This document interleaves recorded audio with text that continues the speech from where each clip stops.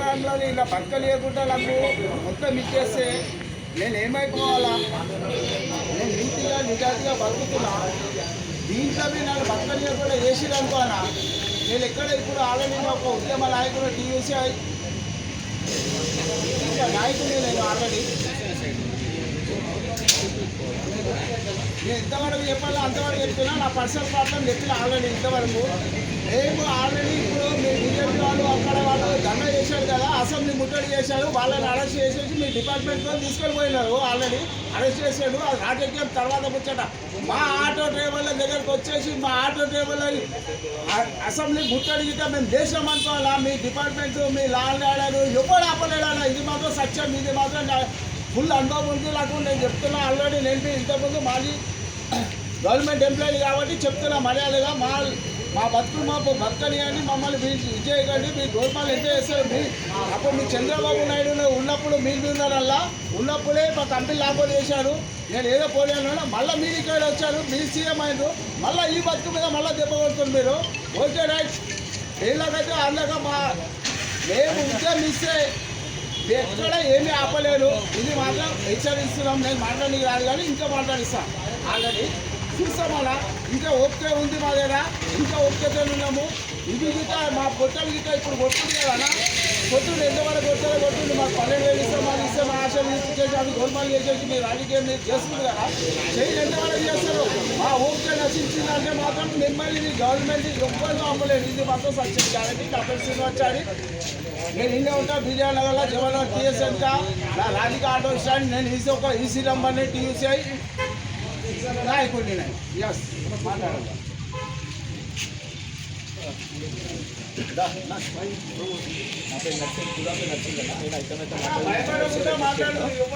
మీరు ఒక government employee ఇంత ఆవేదన ఉందంటే సాధారణమైన ఆటో డ్రైవర్ లైఫ్ ఇంకెలా ఉంటుందో మీరు అర్థం చేసుకోండి సార్. ఇప్పటికైనా సరే మీరు ఎలా అయితే మీరు గ్యాస్ ప్రైవేట్ గ్యాస్లో కంపెనీలకు ఎలా అయితే ఇస్తున్నారో అలాగే ఏదైతే ఉందో ఇండియన్ ఆయిల్ పంపులను లేదంటే హెచ్పీ దాంట్లోనో అట్లాంటి దాంట్లో మీరు సదుపాయాలు చేయాలని పంపాలని మా ఒక మనవి సార్. మా ఐక్యమైన మాట్లాడిన తరపున మేము మీకు ఒక విజ్ఞప్తి చేస్తున్నాం సార్. ఒక గవర్నమెంట్ ఎంప్లాయీ ఇంత ఆవేదన ఉందంటే సాధారణమైన ఒక డ్రైవర్ పరిస్థితి ఇంకెలా ఉంటుందో మీరు ఆలోచించండి. ఒక గవర్నమెంట్ ఎంప్లాయీ ఇంత ఆవేదన చెప్తున్నాడు, ఒక సాధారణమైన ఆటో డ్రైవర్ ఇంకెంత ఆవేదనతో ఉంటారో మీరు అర్థం చేసుకోండి. దయచేసి ఇప్పటికైనా సరే ఏదైతే ఇరాన్లో జరుగుతుందో మీరు దానికోసమని మా డ్రైవర్ల రక్తాలు తాగుతున్నారు. గవర్నమెంట్ మా డ్రైవర్ల రక్తాలు తాగుతుంది. ఓలా ఊబర్ తాగుతుందంటే ఇప్పుడు గవర్నమెంట్ మీద అలా కుంభకై ఉన్నది. దయచేసి మీరు ఈ ఓలా ఊబర్ ర్యాపిడో బైక్ ట్యాక్సీలను రద్దు చేయాలా? ఎలా అయితే మాకు పాత రేట్లు ఉన్న గ్యాస్ పంప్లో అదే రేట్లు మీరు కంటిన్యూ చేయాలని మా యొక్క విజ్ఞప్తి గవర్నమెంట్కి మేము విజ్ఞప్తి చేస్తున్నామండి. Thank you. జై ఆటో డ్రైవర్, జై ఆటో డ్రైవర్, జై ఆటో డ్రైవర్, జై auto driver. Thank you.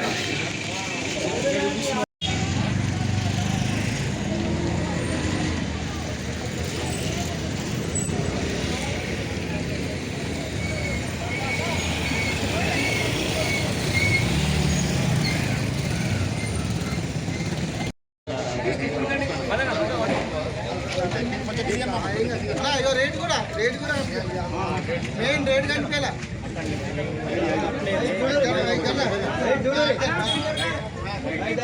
Main rate కూడా కనిపించాలా?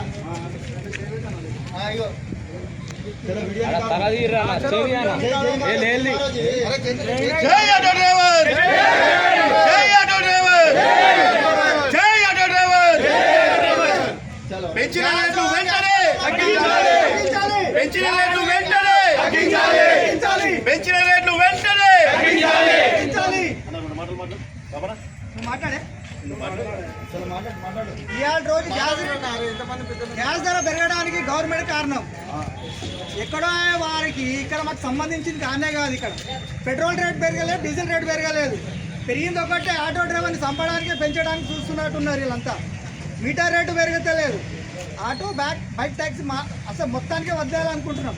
అసలు ఎందుకు వాడాలి? అసలు బైక్ ట్యాక్సీ వద్దనుకుంటున్నాం. అది వాడుతున్నారు.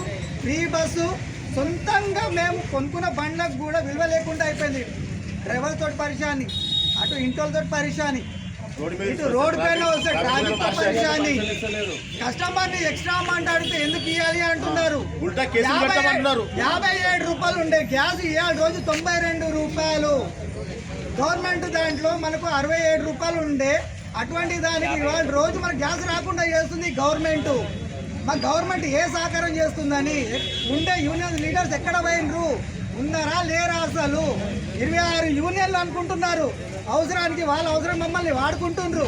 కానీ ఇవాళ రోజు మా పట్ల మా అవసరానికి రావట్లేదు ఎవరు బయటికి. ఎందుకు వస్తలేరు?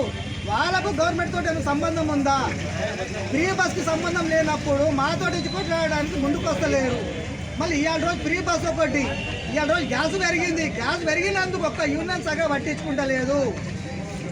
సెంట్రల్ గవర్నమెంట్ నుంచి సంబంధం, అది సెంట్రల్ గవర్నమెంట్ నుంచి మనకు మీటర్ రేటు పెంచితే మనకు కూడా పెరగడానికి ఛాన్స్ ఉంటుంది. ఓలా, ఊబర్, ర్యాపిడ్ కూడా పెంచుతలేడు.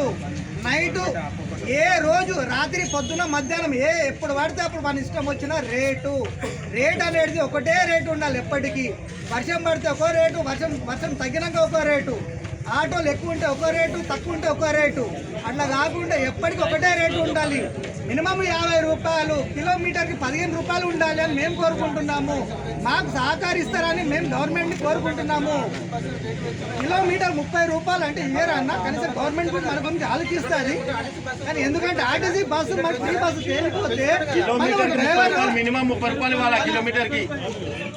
ఓలా వాళ్ళైనా, ఊబర్ వాళ్ళైనా, ర్యాపిడో అయినా సరే, ఎవరైనా సరే గ్యాస్ రేట్ పెరిగింది కాబట్టి కిలోమీటర్కి 30 రూపీస్ ఇవ్వాలా.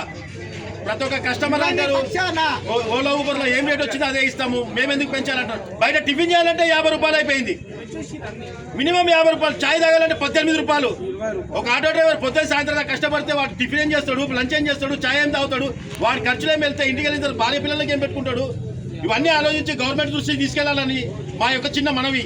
250 రూపాయలు గ్యాస్ సార్, 20 కిలోమీటర్లు. అరే గ్యాస్ బంక్ వల్లనే ఆటో కిరాయిలని ఈఎంఐలను బతికినాయి కదా, పనిచేస్తున్నాం మన ఆటోలో సెట్టింగ్ ఉంటే 800 రూపాయలు రోజు గ్యాస్ పంపించి ఆటో కిరాయి కట్టి ఈఎంఐ కడితే 500 రూపాయలు గ్యాస్ పోస్తే 800 కిరాయి పోతున్నాం. 800 అలా గ్యాస్ పోసుకోవాలి. మళ్ళీ 500 వేసుకొని ఇంటికి పోతారా డ్రైవర్? 800 రూపాయలు ఉంటే గ్యాస్ మెయింటెనెన్స్ చార్జెస్ తీసుకోవాలి. 300 రూపాయలు ఆటో కిరాయి పెడుతున్నావు. ఆ 800లకు మళ్ళీ 1500 సంపాదించాలో మళ్ళీ 800 రూపాయలు గ్యాస్ అయిపోతుంది. మిగతా పైసలు ఎక్కడ వస్తున్నాయి? ఇంటికి పోతే పిల్లలు అప్పులు అడుగుతుంది అంటూ ఇంటికి కిరాయి అడుగుతుంది అంటూ అదే చేయాలా, నెక్స్ట్ అదే చేయాలా. 2 వీలర్ బైకులు కూడా మళ్ళీ దారుణంగా చేయాలి. 2 వీలర్ బైకులు కూడా 2 వీలర్ వాళ్ళు మొత్తం సెంట్రల్ గవర్నమెంట్ వాళ్ళు కూడా 2 వీలర్ మొత్తం నడుపుతున్నారు. ఓలా, ఊబర్, ఏం చేయకుండా 2 వీలర్ వాడు సంపాదించు మంచిగా. 2 వీలర్ వాడు ఏ ట్యాక్స్ కట్టకుండా 2 వీలర్ మొత్తము బంద్ చాలా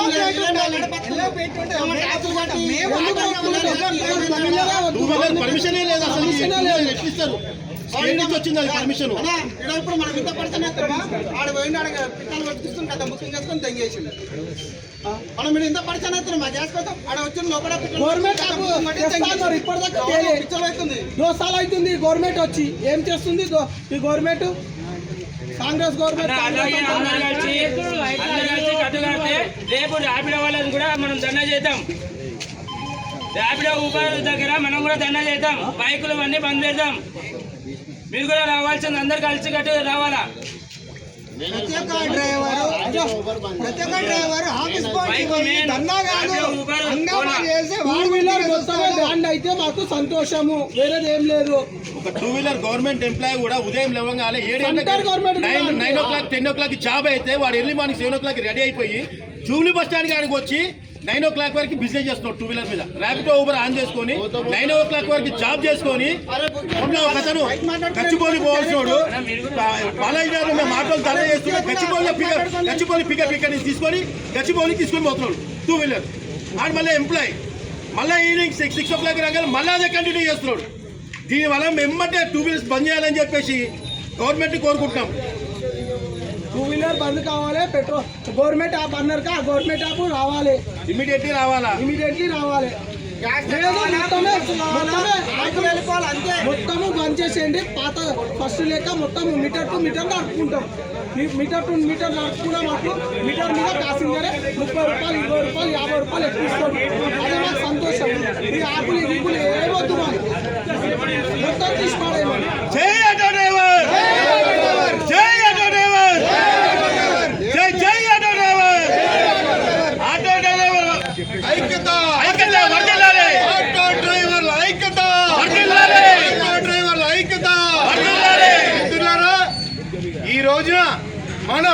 ఎంత దారుణంగా బతుకుతున్నామో తెలుసా? ఈవినింగ్ కి సాయంత్రం కల్లా పొద్దున్న మనం 7 o'clock ఆటో తీస్తే సాయంత్రం కల్లా 500-600 రూపాయలు కూడా మనం ఇంటికి తీసుకెళ్ళలేకపోతున్నాం. ఎవరి వల్ల? ప్రభుత్వం చేసే మనకు అన్యాయం ఫస్ట్ ఏంటో తెలుసా? ఉచిత బస్సుని వదలడం. అసలు ఎల్పిజి రేట్ ఎంత ఉండేది? ఫస్ట్ స్టార్టింగ్ 16 రూపీస్ ఉండేది. సిఎన్జి రేట్ 16.5 ఉండేది. క్రమక్రమంగా సిఎన్జి వచ్చి 95 రూపీస్ 97 రూపీస్ అయింది. ఇప్పుడు 100 అవుతుంది. ఇక్కడ వచ్చేసరికి ఎల్పిజి 57 రూపీస్ది. ఈ రోజున వచ్చేసరికి 89, 95 రూపీస్ 100 కూడా అవుతుంది అనమాట. మన భూమిలోంచి తీసే గర్భంలోంచి తీసే సిఎన్జి కానీ ఎల్పిజి కానీ పెట్రోల్ కానీ డీజిల్ కానీ మనకి సబ్సిడీ ఇవ్వాలి, పూర్తి సబ్సిడీ ఇవ్వాలి. ప్రభుత్వం సబ్సిడీ అడగాలి. ఇక్కడి నుంచి నిత్యావసర వస్తువులు అమెరికా, ఇరాన్, ఇరాక్ ఎలా పంపిస్తున్నారో నిత్యావసర వస్తువులు అట్లానే మనకి సబ్సిడీతో పెట్రోల్, గ్యాస్, సిఎన్జి, ఎల్పిజి ఏదైతే ఉందో మనకి సబ్సిడీతో ఫుల్గా రావాలి. ఇక్కడ వాళ్ళకి ఉల్లిపాయ ఏంటో తెలీదు, మనం నేర్పించిందే. ధాన్యం ఏంటో తెలీదు, మనం నేర్పించిందే. ఇక్కడ మనం దారుణంగా బతుకుతున్నాం. పిల్లలకి ఫీజులు కట్టలేక గవర్నమెంట్ స్కూల్లో జాయిన్ చేస్తుంటే గవర్నమెంట్ స్కూల్లో వచ్చేసరికి స్టడీ లేక పిల్లలు ఆగమైపోతున్నారు. ఈ రోజున మన పరిస్థితి దారుణంగా ఉందన్నమాట. మంచి తిండి పెట్టలేకపోతున్నాం, మంచి కూరలు పెట్టలేకపోతున్నాం, మంచి బట్టలు ఇవ్వలేకపోతున్నాం పిల్లలకి. అయ్యా రేవంత్ రెడ్డి గారు ఈ రోజున పరిస్థితి చూసారు. మా పరిస్థితి ఉచిత బస్సు వేసి ఈ రోజు మమ్మల్ని ఈ స్థితికి తీసుకొచ్చింది ప్రభుత్వం. ఉచిత బస్సు మనం అడిగామా? అడగలేదు. ఎక్కడో నీకు ఓటుల గురించి, ఆడవాళ్ళ గురించి చేసిన పరిస్థితి ఈ రోజున మా పరిస్థితి ఇక్కడికి వచ్చింది. ఎక్కడో డిస్టిక్ లోకల్ లేకుండా తెలంగాణ ప్రభుత్వంలో పుట్టిన ప్రతి బిడ్డ ఈ రోజున డిస్టిక్ అనేది అయిపోయిందనమాట. అక్కడ లేక ఇక్కడ బతకడానికి వస్తే ఇక్కడ పోలీసు వాళ్ళు 2600, 1600, 600 కేసులు రాస్తున్నారనమాట. ఈ రోజున ఎట్లా బతకాలి? ఒక పక్క చూస్తే ఆర్టీఓ, ఒక పక్క చూస్తే ఇన్సూరెన్స్ కట్టలేని పరిస్థితుల్లో మేము ఉన్నాం. ఆటోలు రిపేర్ చేసుకోలేని పరిస్థితుల్లో ఉన్నాం. ప్రతి స్పేస్ పార్ట్ రేట్ కూడా పెరిగిపోయింది. ఢిల్లీ స్పేస్ పార్ట్ చేద్దామన్నా సరే బతకలేని పరిస్థితుల్లో ఈ రోజు ఉన్నాం. అయ్యా రేవంత్ రెడ్డి గారు మా పరిస్థితిని అర్థం చేసుకోండి, మా గాథను అర్థం చేసుకోండి. ఈ రోజున రోడ్డుని పడ్డామన్నమాట. లేదా ఇదే ఈ రోజున వచ్చేసరికి ప్రతి బండి కూడా ఫైనాన్స్ వాళ్ళు